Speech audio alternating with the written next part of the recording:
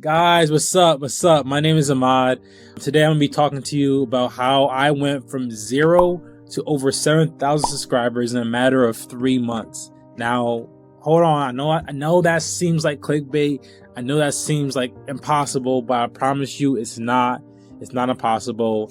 I did it. You for sure can do it too. In this video, I'm just gonna not only tell you how I did it, but hopefully go into detail and share with you the small things that I wish someone had told me when I started on this journey. All right, guys, so without further ado, let's get into it. So I'm gonna go into the tips, the first tip, but the only way all these tips are gonna work if you really commit to what you want to do. Make sure that this is something that you really want to do, because it does take hard work, it does take commitment. It's not easy. It really isn't. You might get lucky, I'm not gonna lie, but it's not easy, because at the end of the day, you're developing a skill. Like, you're developing a muscle, you know? So like anything, you're gonna wanna be determined and consistent with it. The first tip is going to be, obviously, you gotta come up with the idea. Okay, so that's the first thing. I had to come up what kind of content I was going to make. For some of you, you might already know the answer to that question. For me, I had absolutely no idea. So that's the first thing you're gonna want to do, is you're gonna want to think about what you want to post. This is pretty hard for me. I had to come up with ideas, and sometimes it's hard to come up with ideas, but you just have to start. I promise you, if you start, it'll be so much easier. If you never start, you're never gonna think of anything. It's not gonna be good. One of the tips that I can give you to like create and think of more ideas and become more creative is, as soon as you get an idea, it's gonna come. I swear to God, the ideas are gonna come to you. But when you get an idea, write it down immediately. I'll show you. Like, I have a list of about like 1,000 ideas. All these ideas are not good, I know that, but as long as you're writing them down so you can go back, because if you don't write it down, you're most likely gonna forget. And if you forget, then that's a perfectly good idea that could have grew your subscriber base by 5,000, or you could have got 1 million views on that one video, but you didn't write it down. So when you get an idea, write it down. I don't care how small or insignificant it may seem, write it down. I remember I would be in bed sometime, about to go to sleep, and then I'll have an idea, so I go to my phone, go to my docs, and I'll literally type the idea on my phone. Another tip is, talk to someone that you really trust. Someone, for me, it was my girlfriend. I talked to her about all my ideas, and she gave me her feedback, what she thought, and that also kind of helped me, brainstorm and just think these ideas through. The third thing I did was I got more sleep, kind of. I think when I was doing it, it was during Ramadan, so I was going to sleep very early. For me, the earlier I sleep, it just ends up working out better. I found when I was going to bed before 12 o'clock, I was able to get up earlier. My mind was working more smoothly. I was able to be more creative, come up with more ideas in terms of content. And yeah, for sure, like, that's like a huge thing for me. So definitely on that side, that was what I did.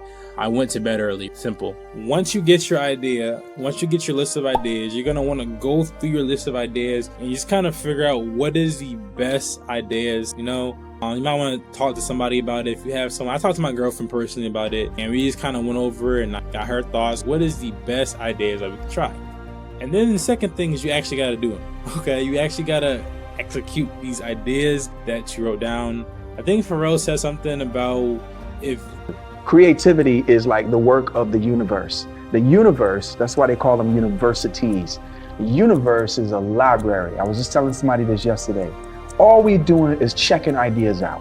We can pretend that we being possessive, it was here before us, it's gonna be here after us. We just checking ideas out, right? And what you would have checked out on one day might not be what you would check out on the next day. So don't not make the music. When you got a library card that works, you use that card every day. So we don't want this idea to go to anybody else, so we want you to use it.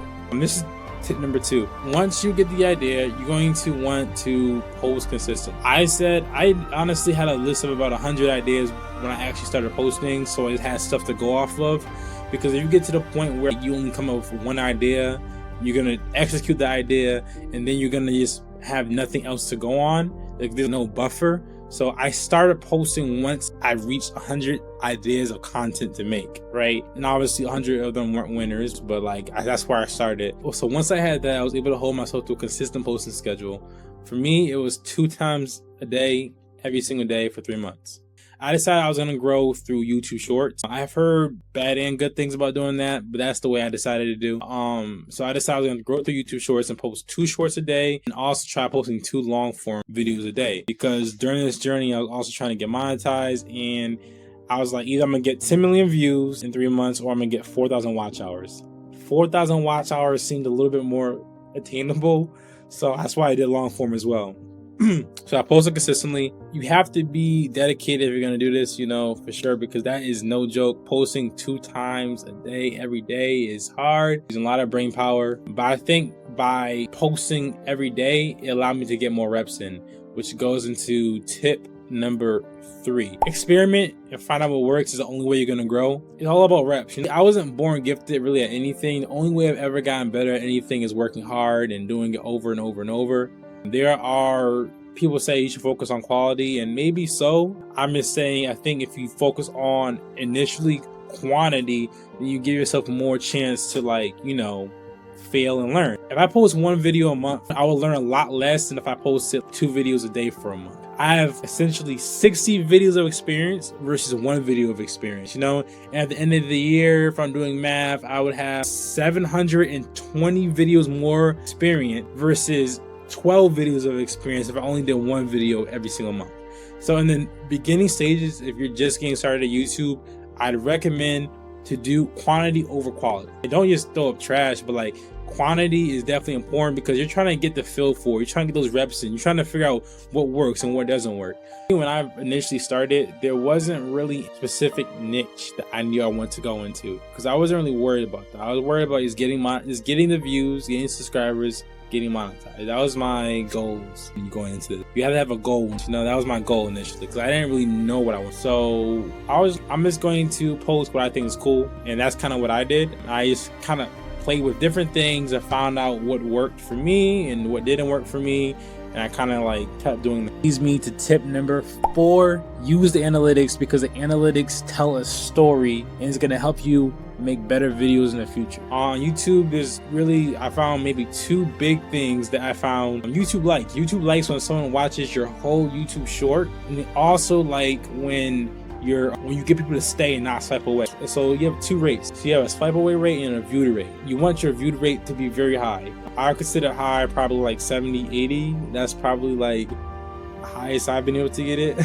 One around 70, 80, because that's what YouTube really wants. YouTube wants you to get people to watch the whole entire video as much as possible, and they also want you to have a high CTR, click-through rate, or they don't want people to swipe away. So after every video I posted, I checked the analytics to see, all right, what was my view rate? What was my swipe away rate? What was my average view duration? How long were people watching my video? These are all things I looked at after posting a video. Once I kind of ingested, the data, looked at it, see what I did wrong, see what works, see what didn't work, I kind of just threw that video away in my mind and went to the next one. Because if you stay harping on one video, it's gonna distract you from being creative, thinking of new ideas, and moving to the next video. So with that one, I quickly just said, forget it, boom, threw it away, and I just kind of went to the next video. And I just took the things I learned from the last video to make the next video better. Tip 5 is to research and adapt successful content. Once I got comfortable in the schedule of posting, and I got used to the consistent schedule that I can maintain consistent to, what I did was continue to come up with more ideas. I researched and found other content that was working on YouTube that I could kind of utilize for my own channel. So I knew the kind of videos I was making. I'm making entertainment videos, my girlfriend and I doing stuff, challenges, stuff like that. So I knew the kind of stuff I was looking for, and I researched on YouTube, Facebook, TikTok, but I try to look on YouTube because that's the platform I'm on. I found videos in the niche or the realm of what I was doing that were very, very successful. And essentially, once I found those things, I copied it and then added my own twist to it. I think if you can be super creative and original, that's awesome. I congratulate you, but that's just not me. So that's the approach I took. I copied, made it my own. Nothing wrong with that, honestly. There's nothing in this world that hasn't been thought of before or copied and reinvented. Someone takes something that already exists and they make it new. And that's what I did. I found all right, this is something that people seem to like. This is something that seemed to hook people. I took those concepts and I just kind of made it my own and went forward with that. There's this software called ViewStats from Mr. Beast, and it kind of allows you to see like viral shorts or viral YouTube videos that are doing really good right now. It's called Outliers. So videos that are doing exponentially well compared to the other videos on this person's channel. So it's called ViewStats Pro. I used it to do some research. It was all right for me personally. Like, I found some videos, added it to a list and everything like that, but it wasn't a make or break for me. I did a lot of my research just kind of being on the platform, swiping through YouTube Shorts, finding videos. When I saw a video that I was like, oh, this is funny, I like this video, I literally took that video, added it to my playlist, like a private playlist of all these videos I wanted to recreate, and that's what I did. The reason why I gave you guys other tips first is because this is important. You have to get into it first. You know what I'm saying? Like, you have to get that mindset first. You have to start posting first. You have to start coming up with ideas yourself first. You have to get your creative engine like turning. You know what I'm saying? You got to get it moving first, or the part that I'm about to tell you is not going to work. So as I'm scrolling on YouTube Shorts, now that my creative engine is moving and I'm really thinking and I'm really in it, when I see a YouTube short that I think is cool, kind of funny, I want to recreate.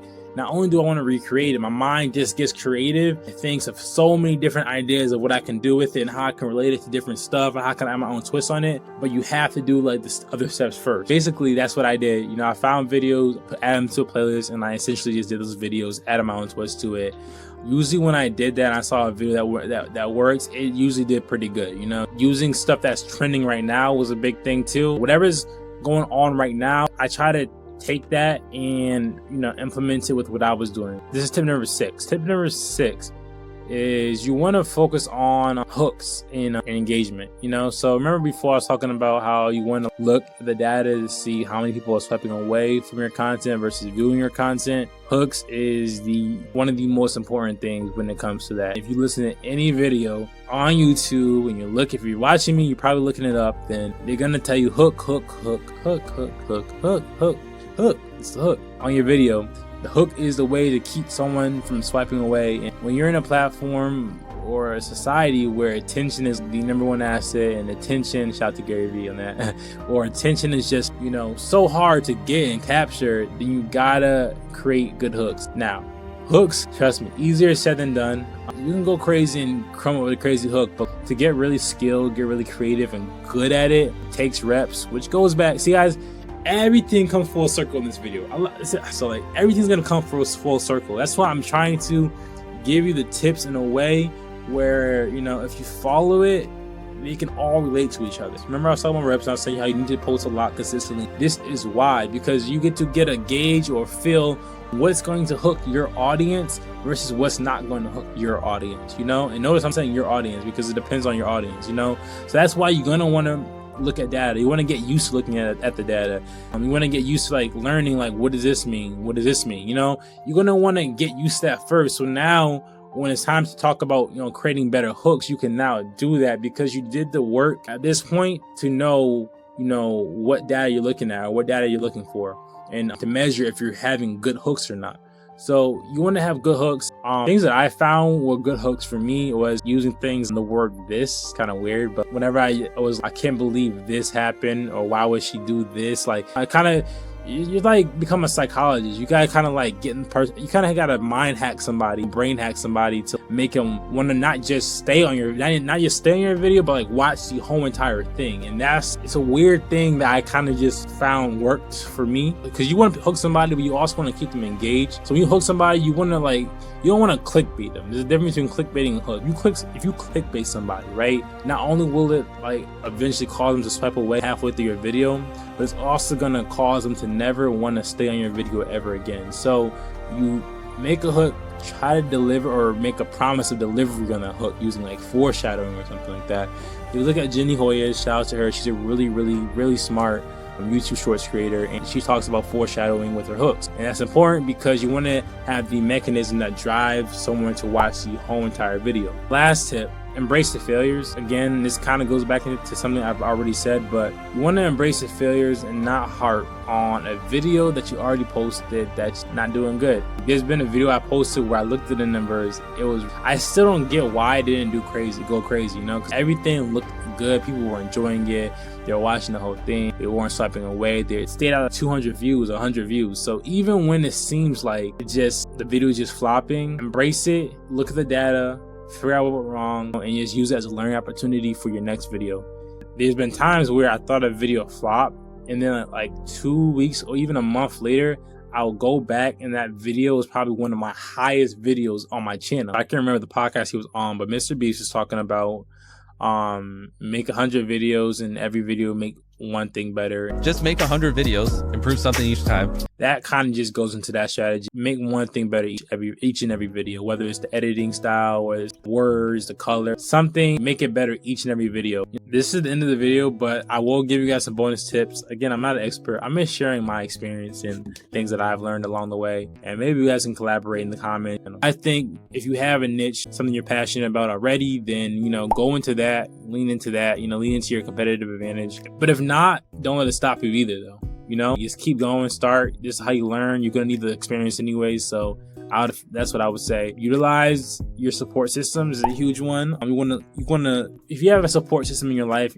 you're gonna need it on this journey. Shout out to my girl, bro. We be in bed or we be going on walks and stuff like that. And I'm just talking to her about different ideas. I'm just like unloading on her. So for her to be that support system to kind of just talk through it with me and help me brainstorm and organize all the thousands of ideas that I have now in my head, it was all the help in the world. You know, even helping me with some of these videos was a huge thing. So again, I know everyone doesn't have this, but if you have any type of support system in your life, whether it's your mom, your brother, your dad, whoever it is, definitely lean into that and have them help you and bring them along the journey with you, because I think having that made it a lot more enjoyable and helped me stay consistent, honestly. The whole experience really taught me that if you put your mind to something, you can really do it. You know, if you literally are just consistent and dedicated to something, you can literally break through whatever goal you have for yourself. You know, like I was just trying to get 1,000 subscribers, let alone 7,000. I know it's not a lot to some people, you know, but